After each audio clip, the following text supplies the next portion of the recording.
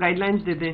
मैं कहूंगी कि बाकी सारे राज्यों में भी घूमने लग जाएं, राज ठाकरे जी गुजरात जाएं, मध्य प्रदेश जाएं, कर्नाटका जाएं, उनको भी कहें लाउड स्पीकर, क्योंकि बाकी कोई भी राज्य में लाउड स्पीकर पे कोई पाबंदी नहीं लगाई गई है।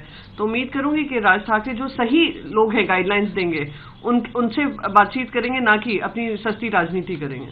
जेब में पैसे नहीं हैं और दिन ब दिन महंगाई बढ़ती जा रही है, रोजगार नहीं है और रहने के लिए इतना सारे कीमत चुकानी पड़ रही है। केंद्र सरकार को किसी तरीके की उन जनता के लिए कोई उनके मन में ये नहीं है कि उनका दर्द को, उनकी पीड़ा को समझें।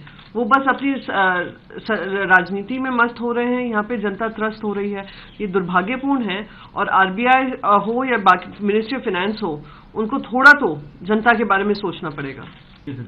ये बिल्कुल एक वो टेक्स्ट बुक केस है, कैसे भारतीय जनता पार्टी उन्माद फैलाती है, ध्रुवीकरण करती है और उसकी वजह से लॉ एंड ऑर्डर की व्यवस्था उन राज्यों में खराब करने की कोशिश करती है जहां पे भारतीय जनता पार्टी नहीं है। लॉ एंड ऑर्डर की व्यवस्था और कानून को का पालन करना ये हर राज्य की जिम्मेदारी होती है। उम्मीद करेंगे कि राजस्थान में इस तरीके के जो एक्सपेरिमेंट्स कर रही है भारतीय जनता पार्टी, उसको विफल करेंगे और स्थिति को नियंत्रण में लाएंगे। पर ये टेक्स्ट बुक केस है, जब जब चुनाव सामने आते हैं ये लोग दंगा भड़काते हैं, इस तरीके की ध्रुवीकरण करते हैं और सत्ता बनाने का काम करते हैं और कोशिश पूरी इसी डायरेक्शन में लगी रहती है इनकी। ये सब नेता भी काफी सीनियर रोल्स में कांग्रेस पार्टी में रहे हैं और उन पे भी काफी बड़ी बड़ी जिम्मेदारियां रही हैं। तो अगर वो इस तरीके का विचार रख रहे हैं तो नाकामयाबी सभी की रही होगी इसमें।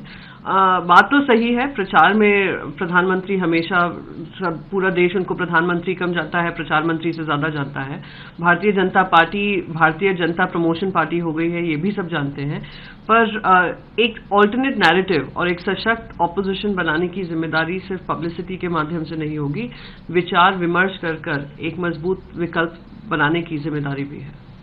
गाइडलाइंस दे दें।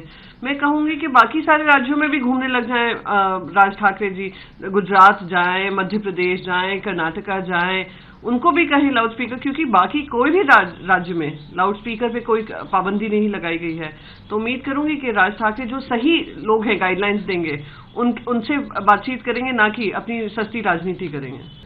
जेब में पैसे नहीं हैं और दिन ब दिन महंगाई बढ़ती जा रही है, रोजगार नहीं है और रहने के लिए इतना सारे कीमत चुकानी पड़ रही है। केंद्र सरकार को किसी तरीके की उन जनता के लिए कोई उनके मन में ये नहीं है कि उनका दर्द को, उनकी पीड़ा को समझें। वो बस अपनी राजनीति में मस्त हो रहे हैं। यहाँ पे जनता त्रस्त हो रही है, ये दुर्भाग्यपूर्ण है। और आरबीआई हो या बाकी मिनिस्ट्री ऑफ फाइनेंस हो, उनको थोड़ा तो जनता के बारे में सोचना पड़ेगा। ये बिल्कुल एक वो टेक्स्ट बुक केस है, कैसे भारतीय जनता पार्टी उन्माद फैलाती है, ध्रुवीकरण करती है और उसकी वजह से लॉ एंड ऑर्डर की व्यवस्था उन राज्यों में खराब करने की कोशिश करती है जहां पे भारतीय जनता पार्टी नहीं है।